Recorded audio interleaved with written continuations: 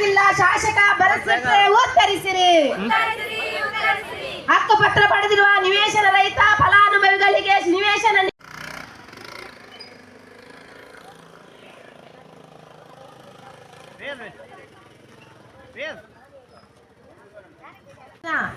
ಹಕ್ಕುಪತ್ರ ತಿಕ್ಕದು ನಮಕ್ 7 ವರ್ಷ ಉಂಡಲ ಇನಿ ಮುಟ್ಟ ನಮಕೊಂಜಿ ನಿವೇಶನ ಹುಲ್ಲೆರ ಒಂಜಿ ಜಾಗೆನು ಇಲ್ಲ ಪಡೆದು ಕೊಟ್ಟು ಸೇರ್ಪಂತ ಒಂಜಿ ಹೋರಾಟ ಆವದು ಇನಿ ನಿವೇಶನ ರೈತರನ್ನ ಒಂಜಿ ಹೋರಾಟ ಸಮಿತಿ ನೆತ್ತ ಭಾಗವಾದ ನಮ ಮೂಲು ಪ್ರತಿಭಟನೆ ಹಮ್ಮಿಕೊಂಡ ನೆಕ್ ಭಾಗವಹಿಸಿನ ನಿಕ್ಲೆಗೆ ಮಾತ ಯಾನು ಈ ಹೋರಾಟ ಸಮಿತಿ ಪರವಾದ ಸ್ವಾಗತ ಮಲ್ಪ.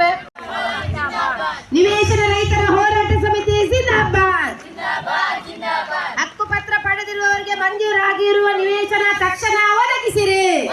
ಧಿಕ್ಕಾರ. ಹಕ್ಕುಪತ್ರ ಪಡೆದಿರುವ ನಿವೇಶನ ರೈತರ ಫಲಾನುಭವಿಗಳಿಗೆ ನಿವೇಶನ ನೀಡದೆ ಸತಾಯಿಸುತ್ತಿರುವ ಸರ್ಕಾರಕ್ಕೆ ಹೇಳಿ ಧಿಕ್ಕಾರ.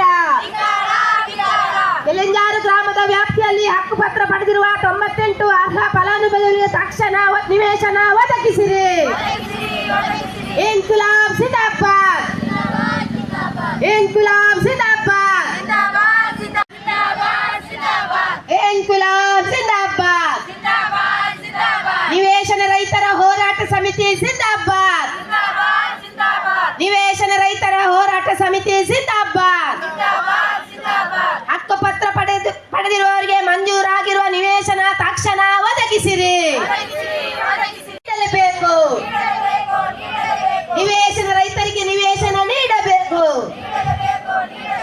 ನಿವೇಶನ ರೈತರಿಗೆ ನಿವೇಶನ ನೀಡಬೇಕು.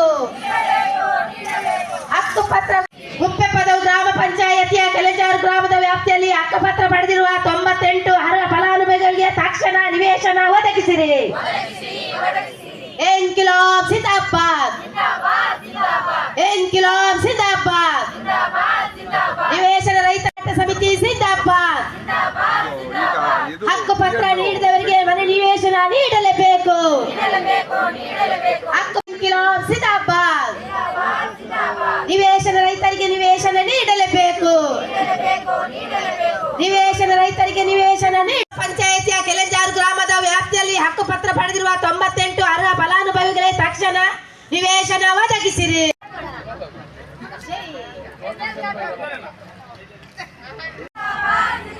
ನಿವೇಶನ ರೈತರ ಹೋರಾಟ ಸಮಿತಿ ಜಿಂದಾಬಾದ್.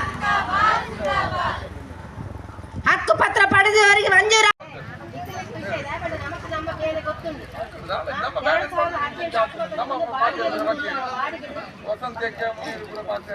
ಆಸ್ಪತ್ರೆ ಸಿಕ್ಕಿ ಜಾಗ ಏನು ಸಿಕ್ಲಿಲ್ಲ. ನಾವು ಬಾಡಿಗೆ ಮನೆಯಲ್ಲಿ ಇರುವುದು. ನಂದೊಂದು ಮಗು ಅಂಗವಿಕಲ. ನಮ್ಗೆ ಯಾವುದು ಇಲ್ಲ, ಎಲ್ಲ ಬಾಡಿಗೆನೆ.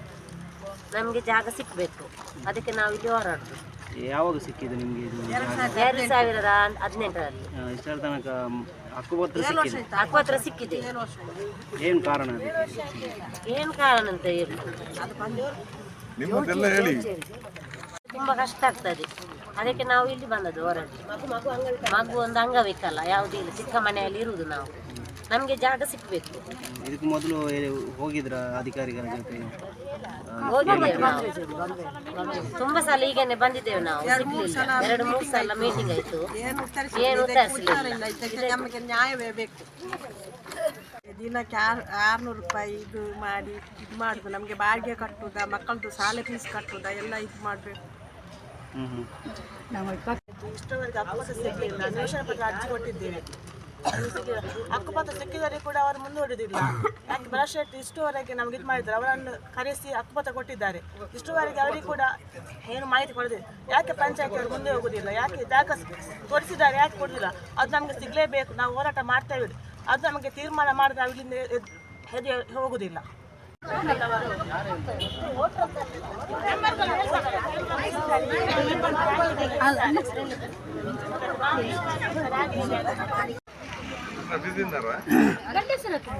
ಗಂಡಸರು ಕೂಡ ಮಾತಾಡ್ಬೋದು, ಯಾರು ಮಾತಾಡ್ಬೋದು.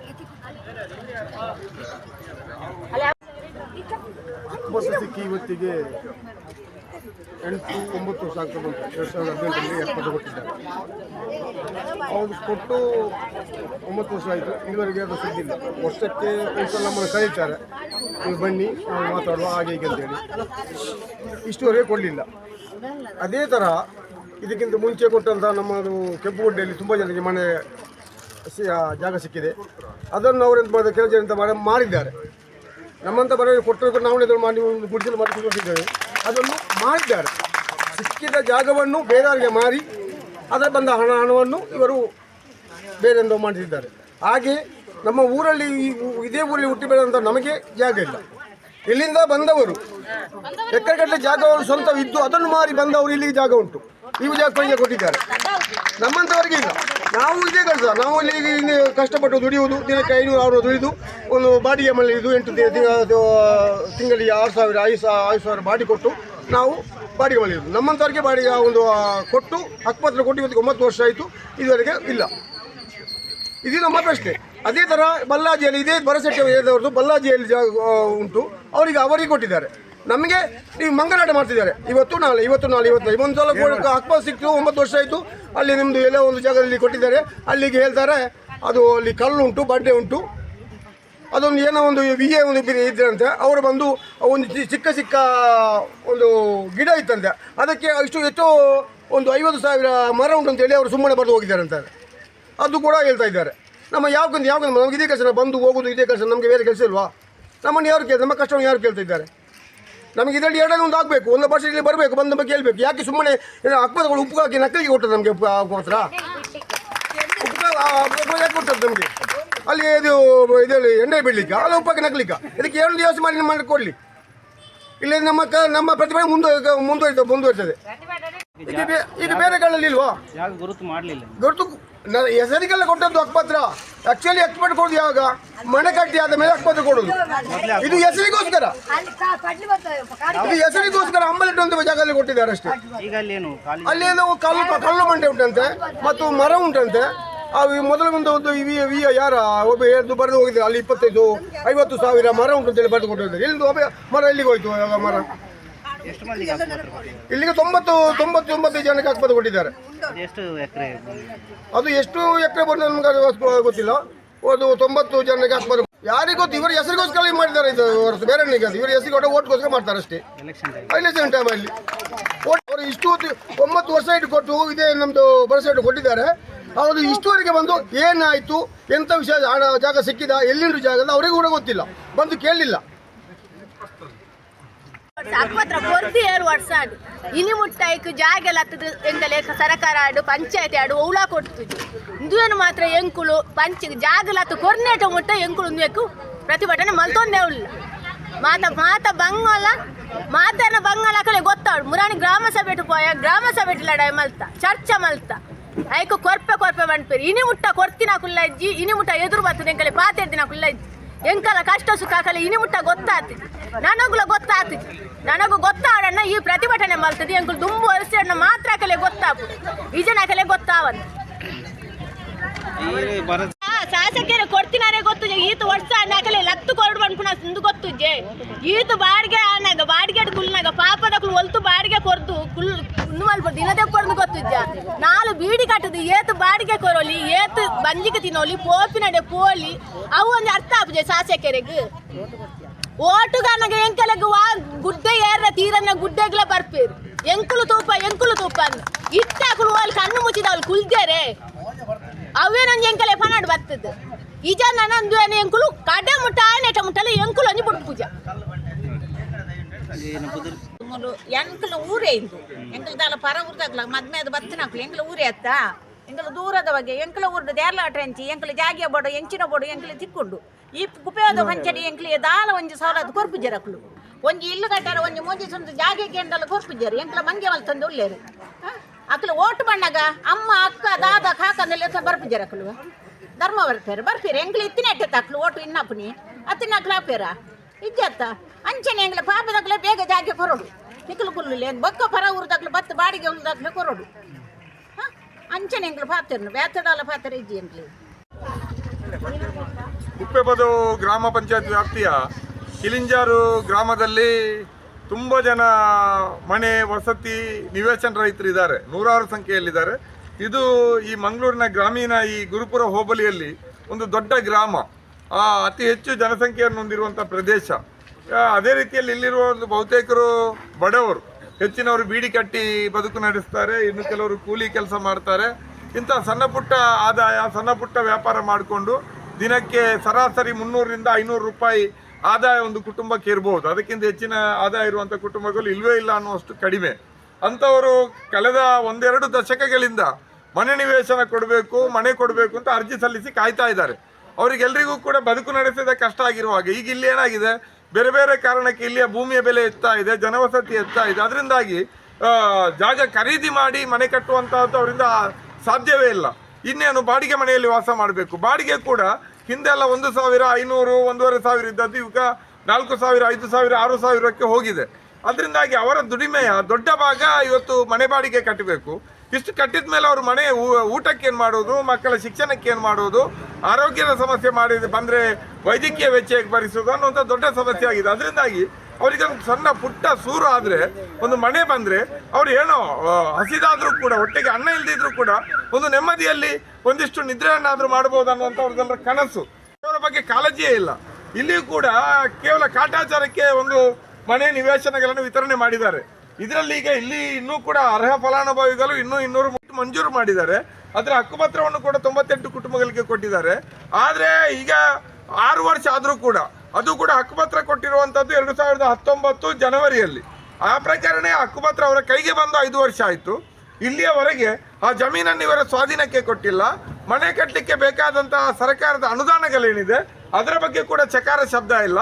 ಇವತ್ತು ಕೇಳಿದರೆ ಏನೇನೋ ಉತ್ತರ ಹೇಳ್ತಾರೆ. ಅದು ಗುಂಡಿ ಇದೆ, ಅಲ್ಲಿ ಪಾದೆ ಇದೆ, ಕಲ್ಲಿದೆ, ಬಂಡೆ ಇದೆ, ಅದನ್ನು ಲೆವೆಲ್ ಮಾಡಲಿಕ್ಕೆ ನಮಗೆ ದುಡ್ಡಿಲ್ಲ, ತೀರಾ ಕಡಿಮೆ ದುಡ್ಡು ಕೊಟ್ಟಿದ್ದಾರೆ ಅಂತ ಪಂಚಾಯತ್ನವ್ರು ಹೇಳ್ತಾ ಇದ್ದಾರೆ. ನಾವು ಪಂಚಾಯತ್ ಅವರ ಮೇಲೆ ಆರೋಪ ಮಾಡ್ತಾ ಇಲ್ಲ. ಯಾಕಂದರೆ ನೀವು ಆ ಜಮೀನನ್ನು ಕೊಟ್ಟಿದ್ದೀರಿ. ಗ್ರಾಮ ಪಂಚಾಯತ್ ವ್ಯಾಪ್ತಿಯಲ್ಲಿ ಬೇಕಾದಷ್ಟು ಸರ್ಕಾರಿ ಜಮೀನಿದೆ.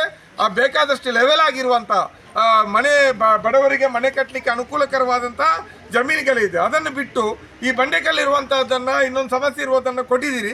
ಸರಿ, ಕೊಟ್ಟ ಮೇಲೆ ಅದಕ್ಕೆ ಬೇಕಾದಂಥ ವ್ಯವಸ್ಥೆ ಮಾಡುವಂಥದ್ದು, ಅದನ್ನು ಲೆವೆಲ್ ಮಾಡುವಂಥದ್ದು, ಹಸ್ತಾಂತರ ಮಾಡುವಂಥದ್ದು ಜವಾಬ್ದಾರಿ.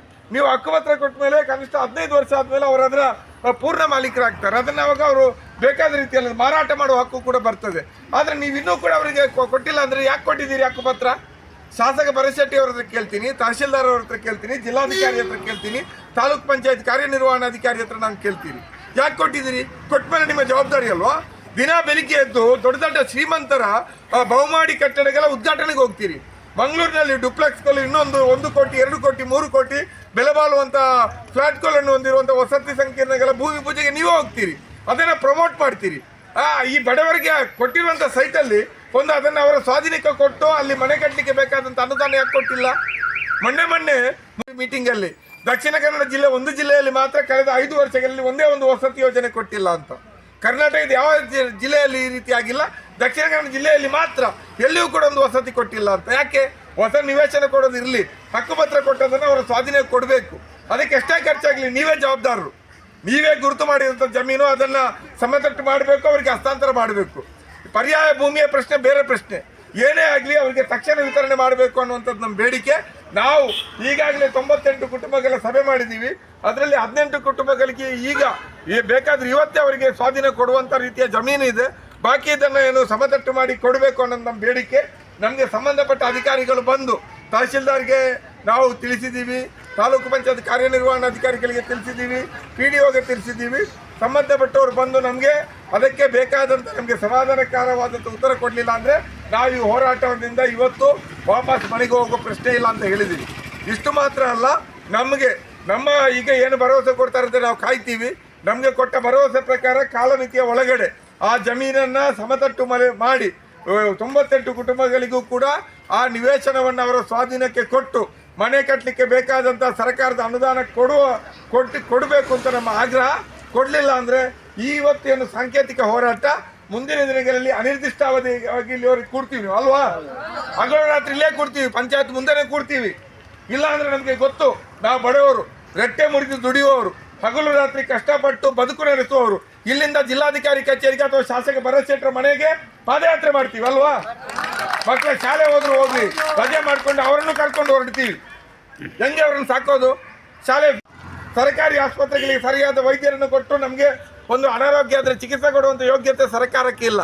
ಕನಿಷ್ಠ ಒಂದು ನಿವೇಶನ ಕೊಡುವ. ನಾವು ಹೊಟ್ಟೆಗೆ ತಣ್ಣೀರು ಬಟ್ಟೆ ಕಟ್ಟಿ ಆದರೂ ರೋಗ ರುಜಿನ ಬಂದರೆ ಔಷಧಿ ಸಿಗದೆ ಆದರೂ ಕೂಡ ಪರವಾಗಿಲ್ಲ, ಒಂದು ಮನೆಯಲ್ಲೇ ಬಿದ್ದು ಸಾಯ್ತೀವಿ ಅಂತ ಹೇಳಿದರೆ ಅದನ್ನು ಕೊಡಲಿಕ್ಕೆ ನಿಮ್ಗೆ ಆಗಲ್ಲ ಅಂದರೆ ನೀವು ಯಾಕಿರಬೇಕು? ನೀವು ಯಾಕೆ ದೊಡ್ಡ ದೊಡ್ಡ IAS KS ಅಂತ ಅಧಿಕಾರಿಗಳು ಯಾಕಿರಬೇಕು? ಶಾಸಕ ಸಚಿವ ಅಂತ ಯಾಕೆ ನಿಮಗೆ ಬಿರುದು ಇದುಗಳು ಪ್ರಭಾವಳಿಗಳು ಯಾಕಿರಬೇಕು? ಶಾಸಕ ಭರತ್ ಶೆಟ್ಟಿ ಅವ್ರಿಗೆ ಹೇಳ್ತಾ ಇದ್ದೀನಿ ನಾನು, ನೀವು ಶಾಸಕರಾಗಿ 7 ವರ್ಷ ಆಯಿತು. 2ನೇ ಅವಧಿ, ಮೊದಲನೇ ಅವಧಿ ಆರಂಭದಲ್ಲಿ ಕೊಟ್ಟಿದ್ದೀರಿ. ಈಗಲಾದರೂ ಬನ್ನಿ, ಅವರ ಕಷ್ಟಗಳನ್ನ ಆಲಿಸಿ ಅದರ ಪರಿಹಾರ ಏನಂತ ನೋಡಿ. ನಾವು ನಿಮಗೆ ಬೈಲಿಕ್ಕಾಗಿ ಇಲ್ಲಿ ಸೇರಿಲ್ಲ, ಇವತ್ತು ಬೈಯೋದು ಇಲ್ಲ. ನಾವು ನಿಮ್ಮ ಹತ್ರ ಶಾಸಕರ ಹತ್ರ ವಿನಂತಿ ಮಾಡ್ತೀವಿ, ನೀವು ನಮ್ಮ ಈ ಮನವಿಯನ್ನು ಪರಿಗಣಿಸಿ ಅವರ ಸಮಸ್ಯೆಯನ್ನು ಇತ್ಯರ್ಥ ಮಾಡಿ ಅವರಿಗೆ ಜಮೀನು ಹಸ್ತಾಂತರ ಮಾಡಲಿಲ್ಲ ಅಂದರೆ ನೆಕ್ಸ್ಟು ಶಾಸಕ ಭರತ್ ಶೆಟ್ಟಿ ಅವರಿಗೆ ಧಿಕ್ಕಾರಗಳನ್ನ ಹಾಕ್ತೀರಿ ಅಲ್ವಾ? ಇವತ್ತು ಧಿಕ್ಕಾರ ಹಾಕೋದಿಲ್ಲಲ್ಲ? ಇಲ್ಲ. ಇದನ್ನು ಕೂಡ ಶಾಸಕರಿಗೆ ಹೇಳ್ತೀವಿ. ಮತ್ತೆ ನಮ್ಮ ಉಸ್ತುವಾರಿ ಸಚಿವರಿದ್ದಾರೆ, ಬಂದ ಪುಟ್ಟ ಹೋದ ಪುಟ್ಟ. ಮಂಗಳೂರಿಗೆ ಬರ್ತಾರೆ, ಬೆಳಿಗ್ಗೆಯಿಂದ ಸಂಜೆವರೆಗೆ ಇರ್ತಾರೆ, ಸಂಜೆ ವಿಮಾನ ಹತ್ಕೊಂಡು ಮತ್ತೆ ಬೆಂಗಳೂರಿಗೆ ಹೋಗ್ತಾರೆ. ಏನು ನೋಡಿದ್ದಾರೆ ಅವರು? ದಕ್ಷಿಣ ಜಿಲ್ಲೆಯಲ್ಲಿ 4 ವರ್ಷಗಳಿಂದ ಒಂದೇ ಒಂದು ವಸತಿ ಯೋಜನೆ ಜಾರಿಯಾಗಿಲ್ಲ ಅಂತ ಹೇಳ್ತಾರೆ. ಅದನ್ನೆಲ್ಲ ಕಡತ ಪರಿಶೀಲನೆ ಮಾಡಿದ್ದಾರೆ ಉಸ್ತುವಾರಿ ಸಚಿವರು. ಮಾಡಬೇಕು ಅಂತ ಆಗ್ರಹಿಸ್ತೀವಿ. ಸರ್ಕಾರ ನಡೆಸುವಂಥವರಿಗೂ ಕೂಡ ಜವಾಬ್ದಾರಿ ಇದೆ, ಶಾಸಕರಾದವರಿಗೂ ಜವಾಬ್ದಾರಿ ಇದೆ. ಚುನಾವಣೆಯಲ್ಲಿ ಪದೇ ಪದೇ ಗೆಲ್ತಾ ಇದ್ದೀರಿ. ಇವತ್ತು ನೀವು ನಮ್ಮ ಈ ಸಮಸ್ಯೆಯನ್ನು ಇತ್ಯರ್ಥಪಡಿಸಲಿಲ್ಲ ಅಂದರೆ ನಮ್ಮ ಹೋರಾಟ ತೀವ್ರ ಆಗ್ತದೆ. ನಾವು ಜಮೀನನ್ನು ಅತಿಕ್ರಮಣ ಮಾಡ್ತೀವಿ. ಇವರಿಗೆ ಮಾತ್ರ ಅಲ್ಲ, ಈ 98 ಜನ ಅಲ್ಲದೆ ಇನ್ನೂ ಹಲವಾರು ಜನ ಅರ್ಜಿ ಹಾಕಿ ಕಾಯ್ತಾ ಇದ್ದಾರೆ. ಅವರಿಗೂ ನಿವೇಶನ ಕೊಡಬೇಕು, ಮನೆ ಕಟ್ಟಿ ಕೊಡಬೇಕು. ಅದು ನಮ್ಮ ಸಂವಿಧಾನಬದ್ಧ ಹಕ್ಕು. ಕೆಲವರು ಇಲ್ಲೊಂದು, ಮಂಗಳೂರಿನಲ್ಲೊಂದು, ಮುಂಬೈನಲ್ಲೊಂದು, ಬೆಂಗಳೂರಿನಲ್ಲೊಂದು, ದುಬೈನಲ್ಲೊಂದು ದೊಡ್ಡ ದೊಡ್ಡ ವಸತಿ ಮನೆಗಳನ್ನು, ಮನೆ ಒಳಗಡೆ ಸ್ವಿಮ್ಮಿಂಗ್ ಪೂಲ್ಗಳನ್ನು ಮಾಡಿಕೊಂಡು ಬಹಳ ವಿಜೃಂಭಣೆಯ ಬದುಕನ್ನು ಬದುಕ್ತಾ ಇದ್ದಾರೆ. ನಮಗೂ ಕೂಡ ಕನಿಷ್ಠ ಒಂದು ನ್ಯಾಯಯುತವಾದಂಥ ಬದುಕುವಂಥ ಹಕ್ಕು ನಮ್ಮ ಸಂವಿಧಾನ ನಮಗೆ ಕೊಟ್ಟಿದೆ. ಅದರಿಂದಾಗಿ ಸಿಗಬೇಕು. ನೀವು ಕೊಡೋದು ನಮಗೆ ಕೊಡೋದು ಕೊಡುಗೆ ಅಲ್ಲ, ಭಿಕ್ಷೆ ಅಲ್ಲ, ಅದು ನಮ್ಮ ಹಕ್ಕು. ಈ ದೇಶವನ್ನು ಕಟ್ಟಿದ್ದು ನಾವು, ನಮ್ಮ ದುಡಿಮೆಯಿಂದ ಇವತ್ತು ಸಂಪತ್ತು ಸೃಷ್ಟಿಯಾಗಿದೆ. ನಮಗೆ ನಮ್ಮ ಪಾಲು ಸಿಗಬೇಕು. ನಿವೇಶನ ಸಿಗುವವರೆಗೂ ಕೂಡ ನಮ್ಮ ಈ ಹೋರಾಟ ನಿವೇಶನ ರೈತರ ಹೋರಾಟ ಸಮಿತಿ ಕುಪ್ಪೇಪದ ಇದರ ನೇತೃತ್ವದಲ್ಲಿ ತೀವ್ರವಾಗಿ ನಡೀತದೆ ಅನ್ನುವಂಥ ಮಾತನ್ನು ಹೇಳಲಿಕ್ಕೆ ಬಯಸ್ತೀವಿ. ಫುಟ್ಬಾಲ್ ಕ್ರಿಕೆಟ್ ಮ್ಯಾಚ್ಗೆ ಸ್ಪಾನ್ಸರ್ ಮಾಡ್ಕೋಣ. ಆ ವೇದಿಕೆ ರಂಗರಂಗದ ವೇದಿಕೆ ಸ್ಟೀಫನ್ ಅವರು ಮಾನ್ಯ ತಹಸೀಲ್ದಾರ್ ಅವರನ್ನು ಕಲಿಸಿಕೊಟ್ಟಿದ್ದಾರೆ. ಅವರು ಬಂದು ಪೂರ್ಣಚಂದ್ರ ಆಲಯ ಅವರು ನಮ್ಮ ಪುಟ್ಟಪ್ಪ ಅವರಿದ್ದಾರೆ, ನಮ್ಮ ಕುಡಿಯವರು ಅವರಿದ್ದಾರೆ, ಎಲ್ಲ ಬಂದಿದ್ದಾರೆ. ಪಂಚಾಯತ್ ಉಪಾಧ್ಯಕ್ಷರಾದ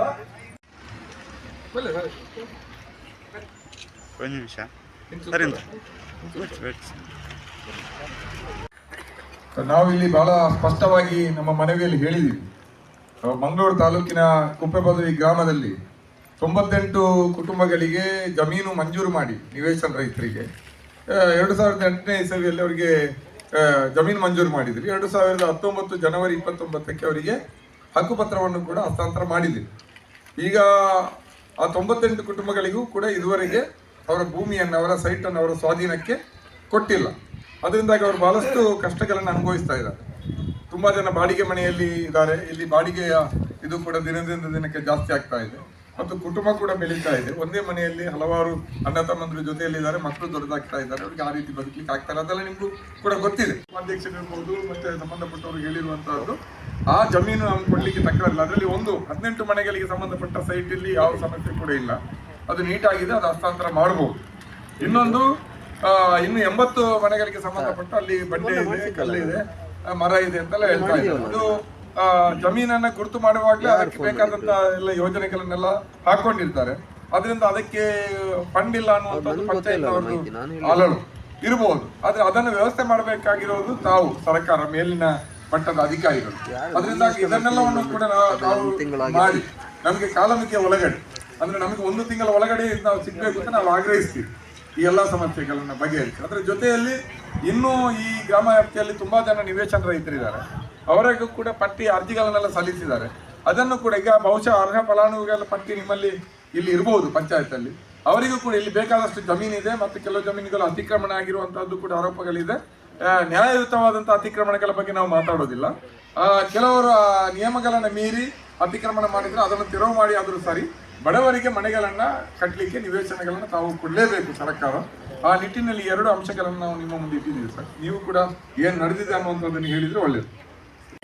ಯಾರು ಪ್ರತಿಭಟನೆ ಯಾರೆಲ್ಲ ಅಟೆಂಡ್ ಆಗಿದ್ದೀರಿ ಇದರಲ್ಲಿ ಅವರ ಪರವಾಗಿ ಈಗ ನೀವೇನು ಕೊಟ್ಟಿದ್ದೀರಿ ಮನವಿ ಅದನ್ನು ನಾವೀಗ ಸ್ವೀಕರಿಸಿದ್ದೀವಿ. ಈಗ ನೀವು ಹೇಳೋ ಪ್ರಕಾರ ನಾವು 2018ರಲ್ಲಿ ಆಲ್ರೆಡಿ ನಾವು ನಿವೇಶನಕ್ಕೆ ಮಂಜೂರು ಮಾಡಿ ಹಕ್ಕುಪತ್ರ ಸಮೇತ ನೀಡಲಾಗಿದೆ. ಈಗ ನಿಮ್ದೇನು ಮನವಿ ಅಂತ ಹೇಳಿದರೆ ಅದರಲ್ಲಿ ಈಗ ಮನೆ ಕಟ್ಟಲಿಕ್ಕೆ ಅಸಾಧ್ಯ ಆಗುವುದಿಲ್ಲ ಅಂತ ನೀವು ಹೇಳಿ, ಅಂತ ಕೇಳಿದ್ರೆ ಕಲ್ಲು ಬಂಡೆ ಇದೆ, ಅದು ಮನೆಗೆ ಮನೆ ಕಟ್ಟಲಿಕ್ಕೆ ಯೋಗ್ಯವಾಗಿರುವಂಥ ಸ್ಥಳ ಅಲ್ಲ ಅಂತೇಳಿ ನೀವು ನಿಮ್ಮ ಮನವಿಯಲ್ಲಿ ನೀವು ಮೆನ್ಷನ್ ಮಾಡಿದ್ದೀರಿ. ಮನೆ ಕಟ್ಟಲು ಬೇಕಾದ ಅನುದಾನವನ್ನು ಒದಗಿಸಲಾಗಿಲ್ಲ. ಮಾಡಿರುವ ನಿವೇಶನವನ್ನು ಅವರನ್ನು ಸ್ವಾಧೀನಕ್ಕೆ ನೀಡಲಾಗಿಲ್ಲ. ಮನೆ ಕಟ್ಟಲು ಬೇಕಾದ ಅನುದಾನವನ್ನು ಒದಗಿಸಲಾಗಿಲ್ಲ. ಮನೆ ಕಟ್ಟಲಿಕ್ಕೆ ಬೇಕಾಗಿರುವ ಅನುದಾನವನ್ನು ಸಂಬಂಧಪಟ್ಟಂತೆ ಇಲಾಖೆಯವರು ಕೊಡ್ಲಿಲ್ಲ ಅಂತ ಹೇಳುದು. ಜಾಗನೇ ತೋರಿಸಲಿಲ್ಲ, ಹಕ್ಕುಪತ್ರ ಮಾತ್ರ ಇರುವುದು, ನಿವೇಶನ ಜಾಗ ಯಾವುದು ಅಂತ ತೋರಿಸೇ ಇಲ್ಲ. ಸರಿ, ಈಗ ನಮ್ಮ ಕಂದಾಯ ಇಲಾಖೆಯಿಂದ ನಾವೇನ್ ಮಾಡಿದ್ದೇವೆ ಅಂತ ಹೇಳಿದ್ರೆ ಸರಿಸುಮಾರು ಒಂದು 8 ಎಕರೆ ಜಮೀನನ್ನು ನಿವೇಶನಕ್ಕೆ ಅಂತ ಹೇಳಿಕೊಂಡು ಪಂಚಾಯತಿಗೆ ನಾವು ಹ್ಯಾಂಡ್ ಓವರ್ ಮಾಡಿದ್ದೇವೆ.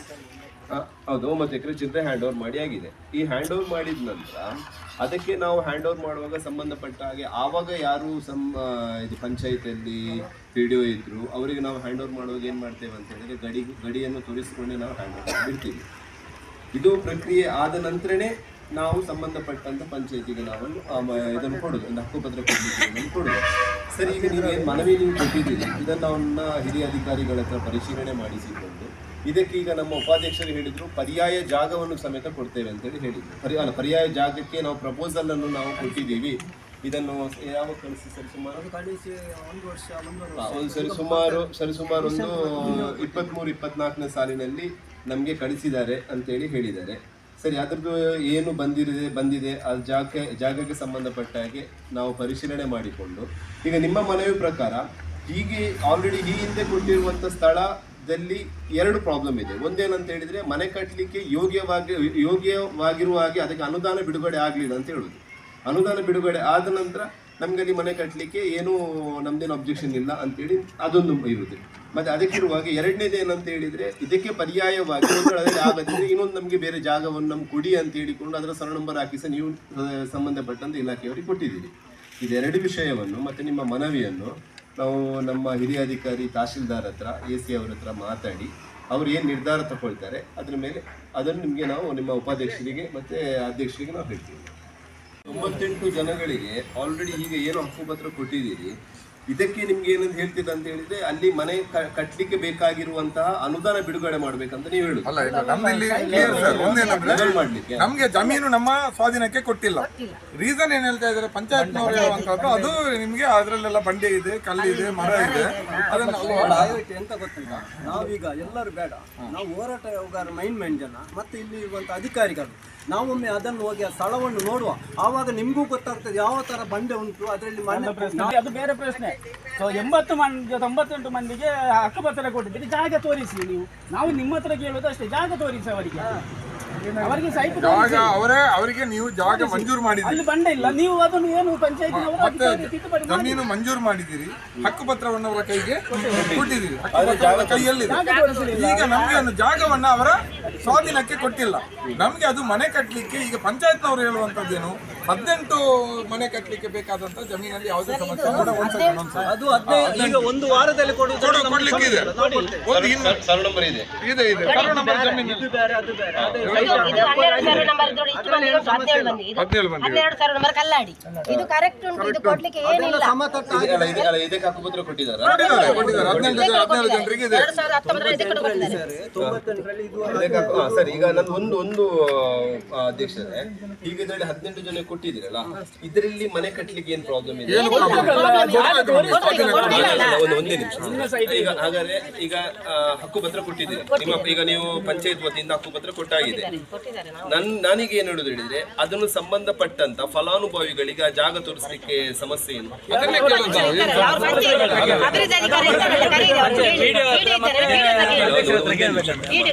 ಅರಣ್ಯ ಇಲಾಖೆ ಬಂದಾಗಿದೆ ಮತ್ತು ಈಗಲೇ ಲೇಔಟ್ ಪ್ಲ್ಯಾನ್ ಮಾಡಿ ಲೆವೆಲ್ ಮಾಡ್ತಿದ್ದಾರೆ. ಅವ್ರು 15 ದಿನ ಅಂತ ಹೇಳಿದ್ದಾರೆ. ನಾವು 15 ದಿನ ಎಕ್ಸ್ಟ್ರಾ ಟೈಮ್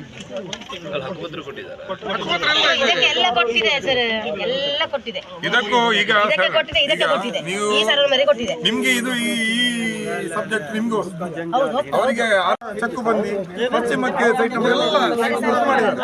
ಈಗ 17 ಮನೆಗಳಿಗೆ ಈ ಸರ್ವೆ ನಂಬರ್ 17 ಮನೆಗಳಿಗೆ ಯಾವುದೇ ಸಮಸ್ಯೆ ಇಲ್ಲ. ನೀವು ಯಾವುದೇ ಕ್ಷಣದಲ್ಲಿ ಕೂಡ ಅವರಿಗೆ ಹ್ಯಾಂಡ್ ಓವರ್ ಮಾಡಬಹುದು. NOC ಬರಬೇಕಿತ್ತು. ಅರಣ್ಯ ಇವರೇ ಅದು ಕೊಡ್ಲಿಕ್ಕೆ ಏನು ಸಮಸ್ಯೆ ಇಲ್ಲ. ಈಗ ಅದೇ ಈಗ ನಾನು PDO ಅವ್ರ ಹತ್ರ ನಾನೀಗ ಮಾತಾಡಿದ್ದೆ. PDO ಅವ್ರ ಹತ್ರ ಮಾತಾಡುವಾಗ ಅವ್ರು ಏನು ಹೇಳಿದ್ರು ಅಂತ ಹೇಳಿದ್ರೆ, ಈಗ ನಿಮ್ಮ ಸಮಕ್ಷಮದಲ್ಲಿ ಅವ್ರ ಹತ್ರ ಮಾತಾಡಿದ್ರು. ಈಗ ಏನು ಈ ಸರಣಂಬರದಲ್ಲಿ ಮಾನ್ಯರು ಹೇಳಿದಾಗೆ 17 ಜನಗಳಿಗೆ ಕೊಡ್ಲಿಕ್ಕೆ ಇರುವಂತಹ ಏನು ಅಡೆತಡೆಗಳಿದೆ, ಇದಕ್ಕೆ ನಮಗೆ 1 ತಿಂಗಳು ಕಾಲಾವಕಾಶ ಕೊಡಿ ಹೇಳಿಕೊಂಡು ನಿಮ್ಮ ಸಮಕ್ಷಮದಲ್ಲಿ ನಾನು PDO ಅವ್ರ ಹತ್ರ ಕೇಳಿದಾಗ ಅವರು ಹೇಳಿದ್ರು 1 ತಿಂಗಳ ತನಕ 1 ತಿಂಗಳು ಕಾಲಾವಕಾಶ ಕೇಳಿದ್ದಾರೆ. 15 ದಿವಸದಲ್ಲಿ ಕೊಡ್ತೇವೆ. ಇದು 1 ತಿಂಗಳ ಒಳಗಡೆ 17 ಜನಕ್ಕೆ ಕೊಡ್ತಾರೆ ಅಂತ ಹೇಳಿಕೊಂಡು ನಮ್ದು PDO ಅವರು ನಿಮ್ಮ ಸಮಕ್ಷಮದಲ್ಲಿ ನಾನು ಕೇಳಿದಾಗ ಹೇಳಿದ್ದಾರೆ. ಅದಕ್ಕೆ ಬಂದಿರುವಂತ ಇದು ಅದರ ವಿಷಯ ಕ್ಲಿಯರ್ ಆಗ್ತದೆ 1 ತಿಂಗಳ ಒಳಗಡೆ. ಆಯ್ತಾ, ಸರಿ, ಇದು ಕ್ಲಿಯರ್ ಆಯ್ತು. ಮತ್ತೆ ಎರಡನೇ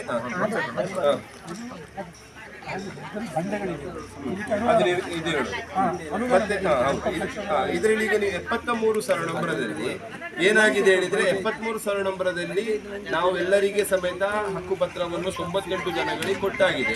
ಇವರು ಹೇಳಿದಾಗೆ ಜಾಗವನ್ನು ತೋರಿಸಲಿಲ್ಲ. ಎರಡನೇದೇನಂತ ಹೇಳಿದ್ರೆ ಅಲ್ಲಿ ಮನೆ ನಿವೇಶನೆ ಕೊಟ್ಟಿರುವಂತ ಹಕ್ಕುಪತ್ರ ಸ್ಥಳದಲ್ಲಿ ಏನಾಗಿದೆ ಹೇಳಿದ್ರೆ ಬಂಡೆಗಳಿದೆ, ಕಲ್ಲುಗಳಿದೆ, ಅದನ್ನೆಲ್ಲ ಕ್ಲಿಯರ್ ಮಾಡ್ಲಿಕ್ಕೆ ಸಂಬಂಧಪಟ್ಟಂತ ಅನುದಾನ ಬರಬೇಕು ಅಂತ ಹೇಳಿಕೊಂಡು ಅನುದಾನ ಇದ್ರೆ ಅದನ್ನಲ್ಲಿ ಕ್ಲಿಯರ್ ಮಾಡಬಹುದು. ಆಯ್ತಾ, ಅನುದಾನ ಅಂತ ಹೇಳಿ ನಾನು ಉಪಾಧ್ಯಕ್ಷರ ಹತ್ರ ಆಗ ಮಾತಾಡುವಾಗ ಹೇಳಿದ್ರು ಸರಿಸುಮಾರು ಒಂದು 15 ರಿಂದ 20 ಲಕ್ಷ ನಮಗೆ ಅನುದಾನ ಬಂದ್ರೆ ಅದನ್ನು ಕ್ಲಿಯರ್ ಮಾಡಿ ಕೊಡಬಹುದು. ಅದೆಲ್ಲ ಹೇಳಿದ್ರು. ಅದೆಷ್ಟು ಅಂದ್ರೆ ಅವರು ಇಂಜಿನಿಯರ್ ಉಪಾಧ್ಯಕ್ಷರು ಇಂಜಿನಿಯರ್ ಹತ್ರ ಮಾತಾಡಿದ ನಂತರ ಅಂದಾಜು ಅಷ್ಟು ಬೇಕಂತ ಹೇಳಿದ್ರು. ಆಯ್ತಾ, ಇನ್ ಕೇಸ್ ಈಗ ಅದು ಒಂದು ವೇಳೆ ಬರದಿದ್ರೆ ಇದನ್ನು ಸಮೇತ ನಾವು ನಮ್ಮ ಅಧಿಕಾರಿಗಳ ಹತ್ರ ಕೇಳ್ತೇವೆ. ಈಗ ನಾವು ಜಾಗ ಕೊಟ್ಟಿರೋದು ಸಂಬಂಧಪಟ್ಟ ಹಾಗೆ ಅದರಲ್ಲಿ ಇದು ಲೆವೆಲ್ ಮಾಡಲಿಕ್ಕೆ, ಮನೆ ಕಟ್ಟಲಿಕ್ಕೆ ಲೆವೆಲ್ ಮಾಡ್ಬೇಕಾದ್ರೆ ಇಷ್ಟು ಅನುದಾನ ಬೇಕು, ಇದು ಅನುದಾನ ಬಿಡುಗಡೆ ಆಗ್ತದ ಅಂತ ಹೇಳಿ ನಾವು ಕೇಳುವ. ನಾವು ನಮ್ಮ ತಹಶೀಲ್ದಾರ್ ಅದನ್ನ ನಾನು ನಿಮ್ಗೆ ಈಗಲೇ ನಾನು ಭರವಸೆ ಕೊಡ್ಲಿಕ್ಕೆ ಆಗುದಿಲ್ಲ. ಇದರದ್ದು ನಾನು ನಿಮ್ಗೆ ಭರವಸೆ ಕೊಟ್ಟೆ ಎಂತಂತೇಳಿ 17 ಜನಕ್ಕೆ ಈಗ ಮಾನ್ಯ PDO ಅವ್ರ ಹತ್ರ ಮಾತಾಡಿದೆ, ಉಪಾಧ್ಯಕ್ಷರ ಹತ್ರ ಮಾತಾಡಿದೆ, ಇವ್ರ ಹತ್ರ ಮಾತಾಡಿದ ನಂತರ 17 ಜನಕ್ಕೆ ಕೊಡ್ಲಿಕ್ಕೆ ಏನು ಅಬ್ಜೆಕ್ಷನ್ ಇಲ್ಲ. 1 ತಿಂಗಳು NOC ಬರ್ತದೆ, ನೋ ಅಬ್ಜೆಕ್ಷನ್ ಸರ್ಟಿಫಿಕೇಟ್ ಬರ್ತದೆ, ಬಂದ ಕೂಡಲೇ ನಿಮ್ಗೆ ಕೊಡ್ತಾರೆ ಜಾಗ, ಅದು ಏನು ಪ್ರಾಬ್ಲಮ್ ಇಲ್ಲ. ಇದಕ್ಕೆ ನಾನು ನನ್ನ ಹಿರಿಯ ಅಧಿಕಾರಿಗಳ ಹತ್ರ ಮಾತಾಡದೆ ನಿಮ್ಗೆ ಹೀಗೆ ನಾನು ಭರವಸೆ ಕೊಡುವಾಗಿಲ್ಲ. ನಾನು ಹೇಳಬೇಕು, ನಿಮ್ಗೆ ಕರೆಕ್ಟಾಗಿ ಹೇಳಬೇಕಲ್ವಾ. ಅದಕ್ಕೇನಿದೆ 2 ಅಂಶಗಳಿದೆ. ಒಂದು ಅಂಶಗಳು ಏನಂತ ಹೇಳಿದ್ರೆ ಅನುದಾನ ಯಾವುದಕ್ಕೆ ಬಿಡುಗಡೆ ಆಗಬೇಕು, ಸಂಬಂಧಪಟ್ಟಂತ ಆ ಬಂಡೆ ಕಲ್ಲು ಎಲ್ಲ ಲೆವೆಲ್ ಮಾಡಲಿಕ್ಕೆ ಅದು ಅನುದಾನ ಬಿಡುಗಡೆ ಆಗಬೇಕು. ಇನ್ ಕೇಸ್ ಬಿಡುಗಡೆ ಆಗಲಿಲ್ಲ, ಆಗದಾಗ ಅದಕ್ಕೆ ಪರ್ಯಾಯ ವ್ಯವಸ್ಥೆ ಏನು, ಸಂಬಂಧಪಟ್ಟಂತ ಬೇರೆ ಜಾಗವನ್ನು ನೋಡಿಕೊಂಡು ಈಗ ಸರಿಸುಮಾರು ಈ ಉಪಾಧ್ಯಕ್ಷರನ್ನು ಈ ಹಿಂದಿನ ಜಾಗದಲ್ಲಿ 2008ನೇ ಇಸವಿಯಲ್ಲಿ ಈ ಸರಣಂಬರನ್ನು ನೋಡದೆ ಏನ್ ಮಾಡಿದ್ದಾರೆ ಅಂತ ಹೇಳಿದ್ರೆ ಆ ಜಾಗವನ್ನು ನೋಡದೆ ಆಚೀಚೆ ತರತುರಿಯಲ್ಲಿ ಆಗಿರ್ಬೋದು. ಅದು ಈಗ ನಾವು ಮಾತಾಡುವಾಗಿಲ್ಲ, ನಾನು ಆ ಟೈಮಲ್ಲಿ ಇರಲಿಲ್ಲ. ಈಗ ಏನು ಪ್ರಸ್ತುತಿ ಬೇಕು ಅದನ್ನು ನಾವೀಗ ಮಾತಾಡಲಿಕ್ಕೆ ಈ ಅನುದಾನದ ಬಗ್ಗೆ ನಾವು ನಮ್ಮ ಹಿರಿಯ ಅಧಿಕಾರಿಗಳ ಹತ್ರ ಮಾತಾಡ್ತೇವೆ. ಅದಾಗದಿದ್ದರೆ ಪರ್ಯಾಯ ವ್ಯವಸ್ಥೆ ಏನು ಅದನ್ನು ಸಮೇತ ನಾನು ಹಿರಿಯ ಅಧಿಕಾರಿಗಳ ಹತ್ರ ಮಾತಾಡಿಕೊಂಡು ನಾವು ಅಧ್ಯಕ್ಷರಿಗೆ, ಉಪಾಧ್ಯಕ್ಷರಿಗೆ ಮತ್ತು PDOಗಳಿಗೆ ಹೇಳ್ತೀವಿ. ವರ್ಷ ಕಾಯುವ ಪ್ರಶ್ನೆ ಇಲ್ಲ. ನೀವು ಈಗ ಭರವಸೆ ಕೊಡ್ತೀರಿ, ನಾವು ಸುಮ್ಮನೆ ಇರ್ತೇವೆ. ಇನ್ನು 7 ವರ್ಷ ನಾವು ಹೀಗೆನೇ ಇರ್ತೇವೆ. ಅವಧಿ ಹೇಳಿ. ನಿಮ್ಮಿಂದ ಲಿಖಿತವಾಗಿ ನಮಗೆ ಆಗ ಉಪಾಧ್ಯಕ್ಷರು ತೋರಿಸಿದ್ದಾರೆ. ಮೊನ್ನೆ ನವೆಂಬರ್ಗೆ ಒಂದು ಕೊಟ್ಟರು, ಅದಕ್ಕೆ ಹಿಂದೆಲ್ಲೂ ಕೊಟ್ಟಿದ್ದಾರೆ ಅಂತ ಹೇಳಿದ್ರೆ ಇದರ ಒಂದು ಪರ್ಯಾಯ ವ್ಯವಸ್ಥೆ. ಆದ್ರಿಂದ ಇದ್ರ ಬಗ್ಗೆ ಏನು ಅವ್ರು ಲೆಟರ್ ಕೊಟ್ಟಿದ್ದಾರೆ ಅದನ್ನು ನಮ್ಮ ಸಂಬಂಧಪಟ್ಟ ಅಧಿಕಾರಿಗಳ ಹತ್ರ ಸರಿಸುಮಾರು ಒಂದು 10 ನಾವು ಈಗಲೇ ಕೊಡ್ತೀವಿ. ನಾವು ಅದಕ್ಕೆ ಏನು ಮಾಡ್ಬೇಕಂತ ಹೇಳಿಕೊಂಡು ನಾವು ಅವ್ರನ್ನ ಕೇಳ್ತೇವೆ. ನಮ್ಗೊಂದು ಮಿನಿಮಮ್ ಒಂದು 15 ದಿವಸ ತನಕ ಟೈಮ್ ಕೊಟ್ಟು ನಾವು ಕೇಳ್ತೀವಿ. ನಾವು ಏನಾಗಿದೆ, ಏನು ಮಾಡ್ಬೋದು ಅಂತ ಕೇಳ್ತೀವಿ.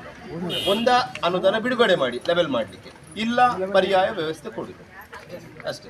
ಇದು ಎರಡನ್ನು ಲಿಖಿತವಾಗಿ ನಿಮ್ಮ ಕುಪ್ಪೆ ಪದವ ಪಂಚಾಯಿತಿಯಿಂದ ನಮಗೆ ಬಂದಿದೆ. ಅದನ್ನು ಮಾನ್ಯ ಉಪಾಧ್ಯಕ್ಷರು ತೋರಿಸಿದ್ದಾರೆ ನನಗೆ. ಅದನ್ನು ನಾನು ಈಗ ನೋಡಿದ್ದೇನೆ. ಅದು ಏನಾಗಿದೆ ಏನಂತ ಹೇಳಿಕೊಂಡು ನೋಡಿಕೊಂಡು ನಾವು ಅಧಿಕಾರಿಗಳ ಹತ್ರ ನೋಡಿಕೊಂಡು ಅದನ್ನು ಪರಿಶೀಲನೆ ಮಾಡಿಕೊಂಡು 15 ದಿವಸ ಒಳಗಡೆ ನಿಮಗೆ ನಾವು ಆ ಮಾಹಿತಿಯನ್ನು ಕೊಡ್ತೇವೆ.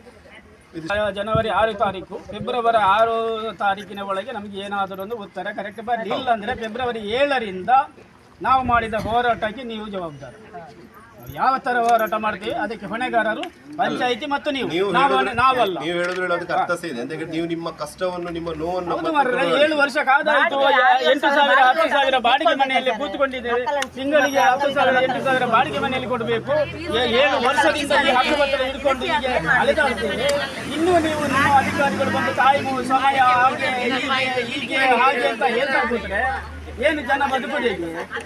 ಅದಕ್ಕೆ ನಾವು ನಿಮಗೆ ಟೈಮ್ ಕೊಡ್ತೇವೆ, ಒಂದೇ ತಿಂಗಳು. ಇದು ಜನವರಿ 6 ಫೆಬ್ರವರಿ 6 ಒಳಗೆ ನೀವೇನಾದರೂ ಒಂದು ರಿಪ್ಲೈ ಕೊಡಿ. ಇಲ್ಲರಿಂದ 7ರಿಂದ ಫೆಬ್ರವರಿ 7ರಿಂದ ನಮ್ಮ ಆಂದೋಲನ ಪ್ರಾರಂಭ ಆಗ್ತದೆ. ಅದಕ್ಕೆ ಯಾರು ಮತ್ತೆ ನಮ್ಮ ಅನುಕೂಲ ಬೇಡ. ಅಹೋರಾತ್ರಿ ಧರಣಿ ಕೊಡುವವರಿಗೆ ಅಹೋರಾತ್ರಿ ಧರಣಿ ರಾತ್ರಿ ಆಗೋಳು ಧರಣಿ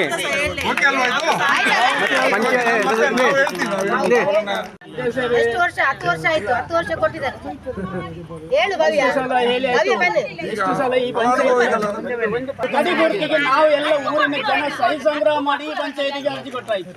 ಈ ತನಕ ಗಡಿಗುರುತ ಮಾಡ್ತಾ ಇಲ್ಲ. ಎಷ್ಟು ಸಲ ಕೊಟ್ಟಿದ್ದೇವೆ. ಮನೆ ನಿವೇಶನ ಅದನ್ನು ಮಾಡುದಿಲ್ಲ, ಇನ್ನೂ ಕೊಡುವುದಿಲ್ಲ ಅಂದ್ರೆ ಎಷ್ಟೋ ಜನ ಅರ್ಜಿ ಕೊಟ್ಟು ಪಂಚಾಯತಿಗೆ ಇನ್ನೂ ಬಾಕಿ ಇದೆ. ಸದಸ್ಯರೇ, ಮೊನ್ನೆ ಈ KDP ಸಭೆ ಅಲ್ಲ ಸರ್, ಇದರ ಹಿಂದೆ ಜಿಲ್ಲಾ ಇದು KDP ಸಭೆ ಆಯಿತು ಉಸ್ತುವಾರಿ ಸಚಿವರದ್ದು. ಅವ್ರು ಬಂದ ಮೇಲೆ ಪ್ರಥಮ ಬಾರಿಯ 2ನೇ ಬಾರಿಯನ್ನು ಮಾಡಿದರು. ಅವಾಗ ಅವ್ರು ಹೇಳಿದರು, ನಮ್ಮ ದಕ್ಷಿಣ ಕನ್ನಡ ಜಿಲ್ಲೆ ಒಂದರಲ್ಲಿ ಮಾತ್ರ ಕಳೆದ 5 ವರ್ಷಗಳಿಂದ ಒಂದೇ ಒಂದು ವಸತಿ ಯೋಜನೆ ಆಗದಿರುವಂಥ ಏಕೈಕ ಜಿಲ್ಲೆ ದಕ್ಷಿಣ ಕನ್ನಡ ಜಿಲ್ಲೆ. ಇಲ್ಲೀಗ ಎಲ್ಲ ಪಂಚಾಯತ್ಗಳಲ್ಲಿ ಕೂಡ ಅರ್ಜಿ ಹಾಕಿ ಕಾಯ್ತಾ ಇದ್ದಾರೆ. ಇಲ್ಲಿ ಜಮೀನು ಇದೆ ಮತ್ತು ಇಲ್ಲಿಯ ಕಷ್ಟಗಳೇ ಬೇರೆ. ಅದರಿಂದ ಒಂದು ಇದು 98 ಜನರದ ಸಮಸ್ಯೆ, ಹಕ್ಕುಪತ್ರ ಸಿಕ್ಕಿದೆ, ನಿವೇಶನವರು ಸ್ವಾಧೀನ ಕೊಟ್ಟಿಲ್ಲ. ಒಂದು ಇನ್ನು ಹೊಸದಾಗಿ ಆ ರೀತಿಯ ಕಷ್ಟಪಡ್ತಾ ಇರುವಂತವರ ಅರ್ಜಿಗಳನ್ನು ಕೂಡ ಒಂದು ವಿಲೇವಾರಿ ಮಾಡಬೇಕಲ್ಲ. ಇದರಲ್ಲಿ ಇಬ್ಬರಿಗೆ ಸಿಕ್ಕಿಲ್ಲ ಅಂತ ಹೇಳಿದ್ರು, ಒಂದು ಇವರಿಗೆ ಕೊಟ್ಟಿದ್ದಾರೆ ಮಾನ್ಯರೇ. ಆ ಅರ್ಜಿಯನ್ನು ಸಂಬಂಧಪಟ್ಟಾಗಿ ನಾನು PDO ಹತ್ರ ನಾನು ಮಾತಾಡ್ತೀನಿ, ಇದನ್ನು ಪರಿಗಣನೆಗೆ ತಗೊಳ್ಬೇಕು ಅಂತೇಳಿ. ಅಂದ್ರೆ ಈಗ ಫಾರ್ ಎಕ್ಸಾಂಪಲ್ ಒಬ್ಬರಿಗೆ ಈಗ ಒಂದು ಮನೆ ನಿವೇಶನದಲ್ಲಿ ಹಕ್ಕುಪತ್ರ ಕೊಡಬೇಕಾದ್ರೆ ಅವರಿಗೆ ಬೇರೆ ಸ್ಥಳ ಇರಬಾರ್ದು. ನಾನು ಹೇಳೋದಲ್ಲ, ಬೇರೆ ಸ್ಥಳ ಇರಬಾರ್ದು, ಮನೆ ಇರಬಾರ್ದು, ಜಮೀನು ಇರಬಾರ್ದು. ಇದನ್ನೆಲ್ಲವನ್ನು ಪರಿಶೀಲನೆ ಮಾಡಿ ಒಂದು 20 ಜನಕ್ಕೆ ಮನೆ ನಿವೇಶನ ಕೊಡಬೇಕಾದ್ರೆ ಅದಕ್ಕೆ ಪಂಗಡ ಇದೆ. SP ಅವರಿಗೆ ಇಷ್ಟು ಕೊಡಬೇಕು, ಆನಂತರ ಜನರಲ್ ಅವರಿಗೆ ಇಷ್ಟು ಕೊಡಬೇಕು ಅಂತೇಳಿ.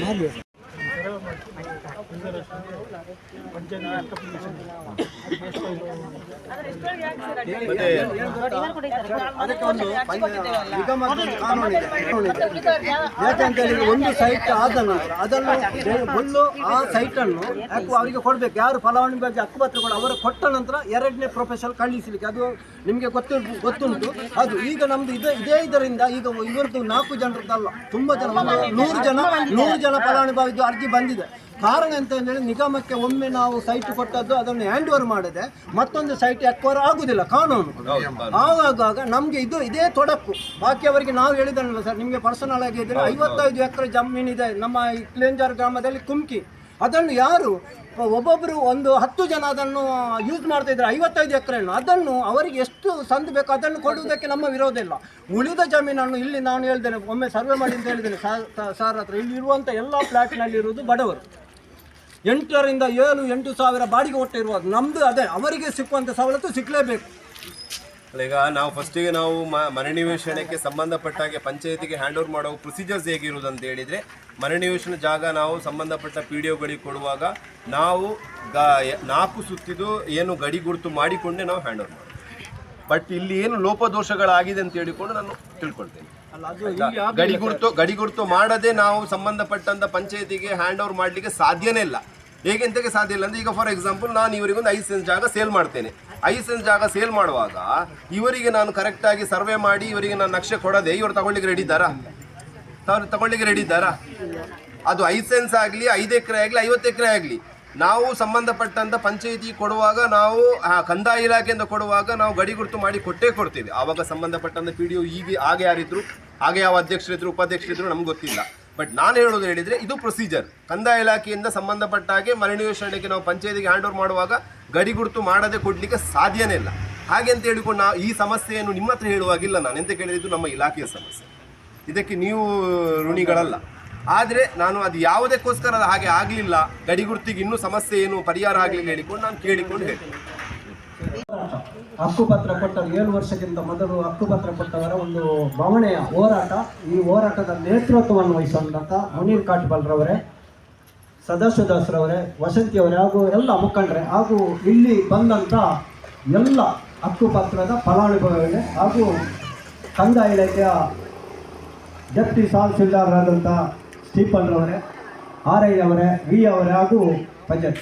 ಈಗ ಕೆಲವೊಂದು ವಿಚಾರಗಳನ್ನು ನಾವು ಹೇಳಬೇಕಾಗಿದೆ. ಈಗ DT ಅವರು ಹೇಳಿದರು ಗಡಿ ಗುರುತು ಮಾಡಿಯೇ ಕೊಡಬೇಕು ಅಂತ. ಬಹುಶಃ ಹಾಗೆ ಆಗಲಿಲ್ಲ. ಯಾಕೆಂತ ಹೇಳಿದರೆ ಈಗ 1970ರಲ್ಲಿ 40 ವರ್ಷ, ನಾನು ನೋಡಿ 40 ವರ್ಷ ಆಯಿತು. ಒಂದು ದೈವ ಇದು ಸ್ಥಾನ ಅಂತ ಹೇಳ್ತಾರೆ, ದೈವಸ್ಥಾನ, ಅದು ನಾನು ನೋಡಿ 40 ವರ್ಷ ಆಯಿತು. ಅವರ ಒಂದು ಮನೆ ನಾನು ನೋಡಿ 40 ವರ್ಷ, ಅದಕ್ಕಿಂತ ಮೊದಲೇ ಇದೆ. ಅವರದ್ದು ಒಂದು ಅರ್ಧ ತೋಟ ಕೂಡ ಈ 1970ರಲ್ಲಿ ಬರ್ತದೆ. ಬೇಕಾದರೆ ನಾವು ಹೋಗಿ ಸ್ಥಳ ಪರಿಶೀಲನೆ ಮಾಡುವ. ಹೆಚ್ಚು ಕಮ್ಮಿ 2 ರಿಂದ 3 ಎಕರೆ ಒತ್ತುವರಿ ಆಗಿದೆ. ಒತ್ತುವರಿ ವಾಲ್ವಾರಿ ಇಂಡಿಯಾದಲ್ಲಿ ಆಗಿದೆ. ಆವಾಗ ಕಂದಾಯ ಇಲಾಖೆ ಏನು ಮಾಡಬೇಕಿತ್ತು, ಆ ಒತ್ತುವರಿ ಆಗ ಜಾಗವನ್ನು ಬಿಟ್ಟು ನಮಗೆ ಇದು ಮಾಡಿ ಕೊಟ್ಟಿದ್ರೆ ಬಹುಶಃ ಸರಿ ಆಗ್ತಿತ್ತು.